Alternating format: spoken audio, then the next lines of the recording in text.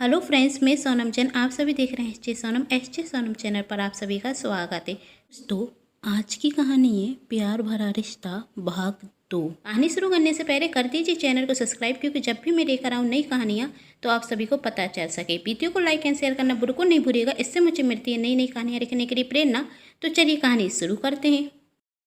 संध्या माँ नहीं बन सकती थी, इस कारण वह अपने पति से कहती कि आप दूसरी शादी कर लीजिए, लेकिन निखिल कहता मैं दूसरी शादी नहीं करूँगा और इस विषय में मैं तुमसे पहले भी बात कर चुका हूँ और अब नहीं करना चाहता। यही मेरा आखिरी फैसला है। संध्या निखिल को समझाती है, लेकिन निखिल अपनी बात पर अड़ाऊ हुआ था। तभी निखिल का छोटा भाई कबीर और उसकी पत्नी पूजा निखिल के घर आते और वही संध्या और निखिल की बातें सुन लेते और निखिल और संध्या से कहते आप दोनों की समस्याओं का समाधान है हमारे पास। संध्या कैसा समाधान? निखिल कहता कहीं तुम दोनों माँ के कहने पर तो यहाँ पर नहीं आए हो मुझे यह समझाने कि मुझे दूसरी शादी कर लेनी चाहिए।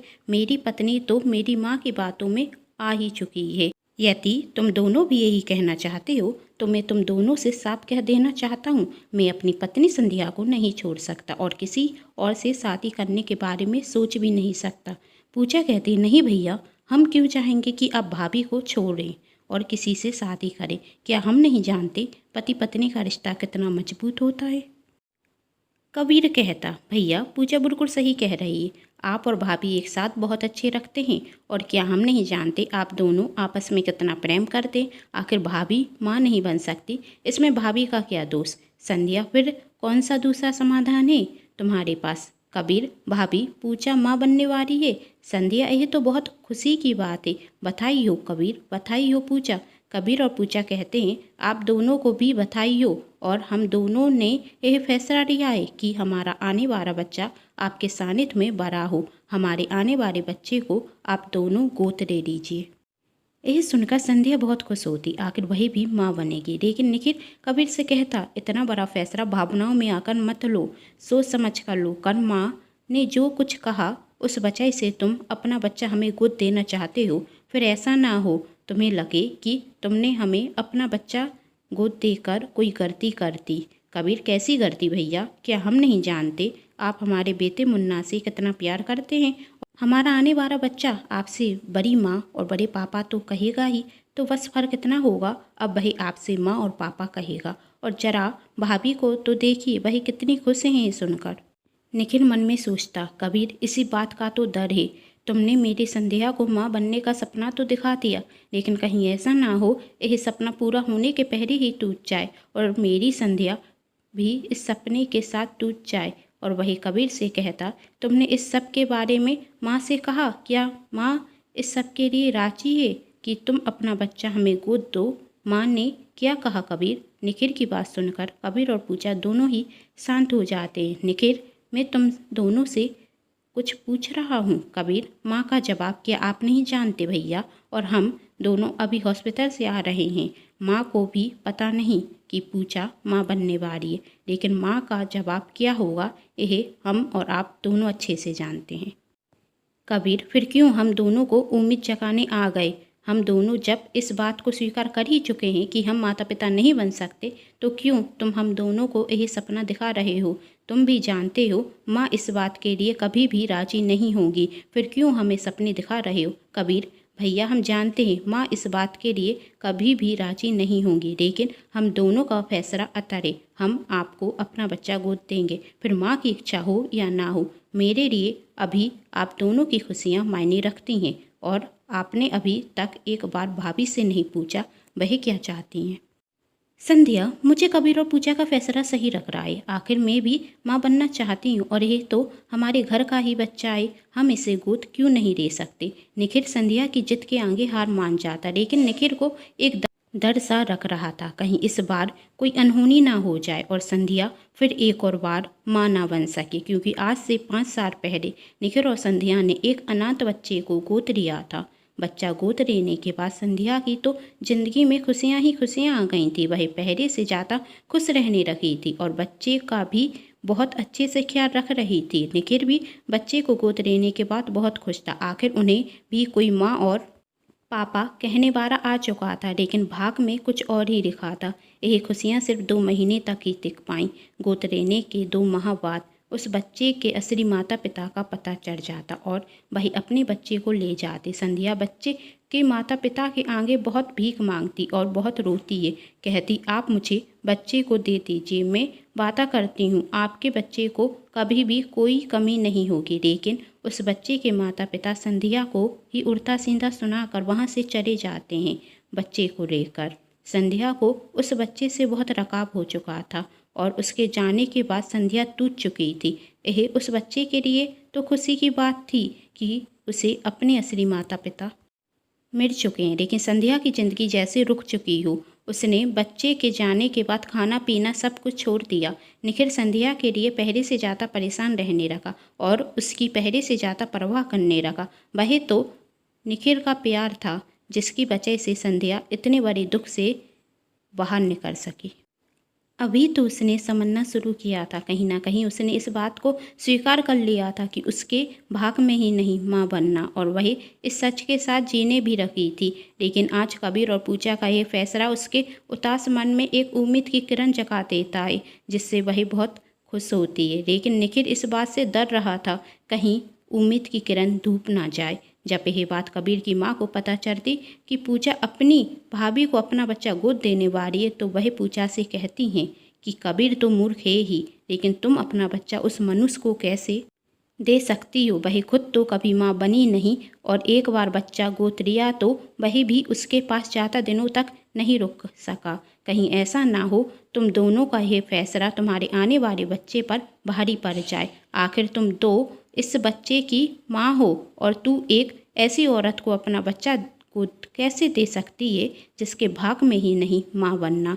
कबीर माँ, मुझे आपसे ही उम्मीद थी। मैं जानता था आप मेरे फैसले का कभी भी समर्थन नहीं करेंगी, लेकिन मैं आपसे फिर भी कहूँगा, आपकी यह बातें मेरा और पूजा का फैसला नहीं बदलने वाली।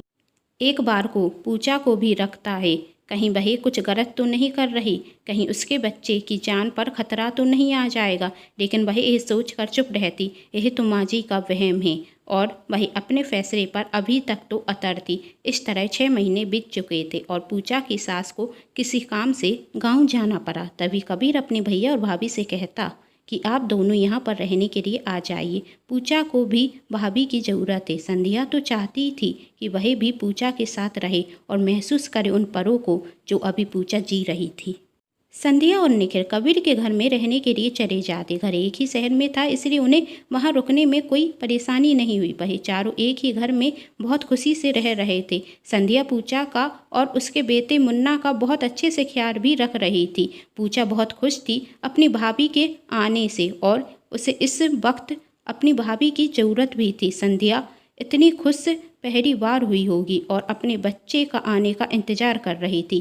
जब कबीर की माँ को पता चलता कि संध्या पूजा के पास रहने के लिए आई है, तो वह पूजा से फ़ोन कर कहती, मैंने घर पर एक नौकरानी लगा दी थी तुम्हारी देखरेख करने के लिए, फिर तुम्हें संध्या को बुलाने की क्या ज़रूरत थी? देख बहू, कबीर को तो मेरी हर बात गलत ही रखती, लेकिन मैं तेरे भले के लिए कह रही हूँ। वही संध्या की परछाई भी तेरे आने वाले बच्चे के लिए ठीक नहीं है। तू उससे दूर ही रहा कर। पूजा, माँ जी, आप हर बार भाभी को ही गलत क्यों कहती हैं? आखिर मेरी तरह वह भी तो आपकी बहू हैं, आप उनमें हमेशा दोषी क्यों देखती हैं? और डॉक्टर ने मुझसे कहा है मैं और मेरा बच्चा दोनों स्वस्थ हैं, तो आप हमारी चिंता मत कीजिए। पूजा की सास, तू भी उस कबीर की भाषा बोलने लगी? देखो, मेरा काम था तुझे समझाना, तो मैंने तुझे समझा दिया। अब आगे जो होगा उसकी जिम्मेदार तू और कबीर दोनों ही होंगे। आखिर मैं तेरे बच्चे के बारे में गलत क्यों सोचूंगी? कहकर फ़ोन रख देती।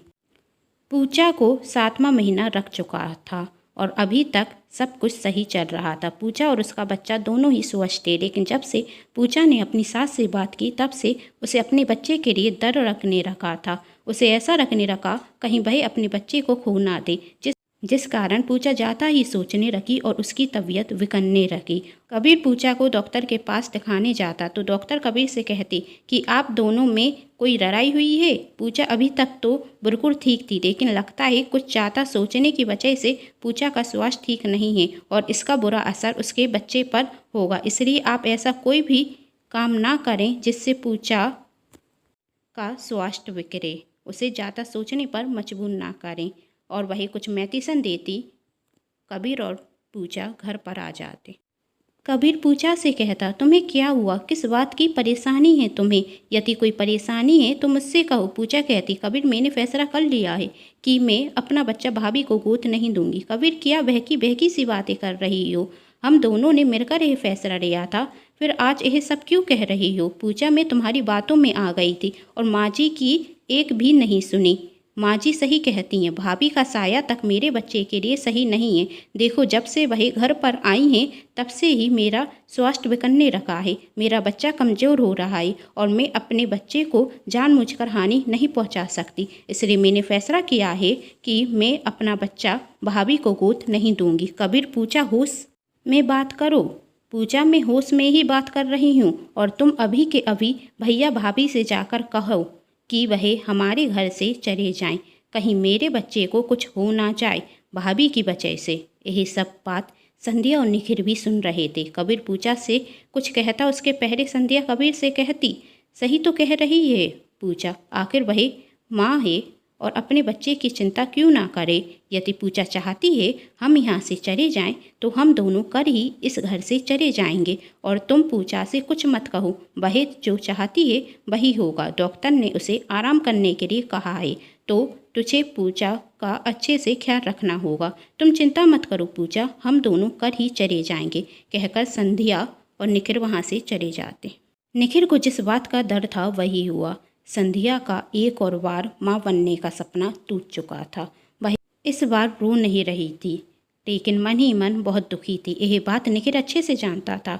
वह संध्या से कहता, तुम ठीक तो हो ना? संध्या, मुझे क्या हुआ, बस थोड़ी पागल हूँ। एक छोटी सी बात समझ नहीं पाई कि मैं कभी भी माँ नहीं बन सकती। उस दिन इसलिए तुम कबीर से मना कर रहे थे ना कि हमें अपना बच्चा गोद मत दो, क्योंकि तुम्हें इस बात का डर पहले से ही था, कहीं माँ बनने की उम्मीद टूट ना जाए। और मैं तुम्हारी बात नहीं समझ सकी। कहते कहते संध्या रोने लगती। दूसरे दिन कबीर सुबह से ही ऑफिस के लिए निकल जाता और निखिल भी ऑफिस चला जाता। संध्या अपना सामान पैक कर रही थी, तभी घर की नौकरानी आकर संध्या से कहती, मैम साहब, पूजा मैम साहब की हालत बिगड़ती ही जा रही है और घर पर कोई नहीं है। संध्या पूजा को लेकर डॉक्टर के पास जाती। डॉक्टर कहते, कंडीशन ज़्यादा सीरियस है, हमें ऑपरेशन करना होगा। संध्या, आपको जो करना है वही करें, लेकिन मेरी देवरानी और उसके बच्चे को कुछ भी नहीं होना चाहिए। डॉक्टर कहते, अभी कुछ भी कहना मुश्किल है, कहीं ऐसा ना हो हमें माँ और बच्चे में से किसी एक को बचाना पड़े। संध्या, आप माँ को ही बचाना। डॉक्टर अंदर ऑपरेशन कर रहे थे और बाहर संध्या भगवान से प्रार्थना कर रही थी। कुछ ही देर में निखिल और कबीर आते। तभी डॉक्टर ऑपरेशन कर कर आते और कहते हैं, बताइए माँ और बच्चे दोनों ही ठीक हैं। संध्या जी, आप सही वक्त पर पूजा को लेकर आईं, वरना बच्चे को बचाना मुश्किल होता।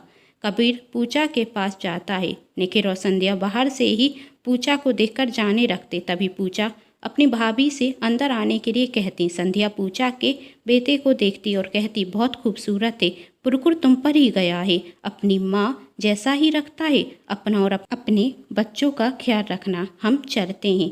पूजा कहती, अपने बेटे को लेकर नहीं जाएंगी भाभी?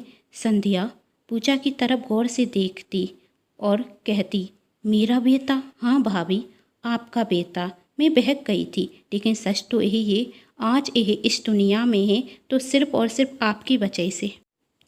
आखिर आप ही तो इसकी असली माँ हैं। माँ, जिस शब्द को सुनने के लिए संध्या शायद तरस गई थी। वही अपने बेटे को गोद में उठाती और उसे बहुत प्यार करती। उसकी आंखों में खुशी के आंसू भर आए थे, जैसे वही बच्चा उससे कह रहा हो, माँ। संध्या और निखिल अपने बच्चे को पाकर बहुत खुश थे।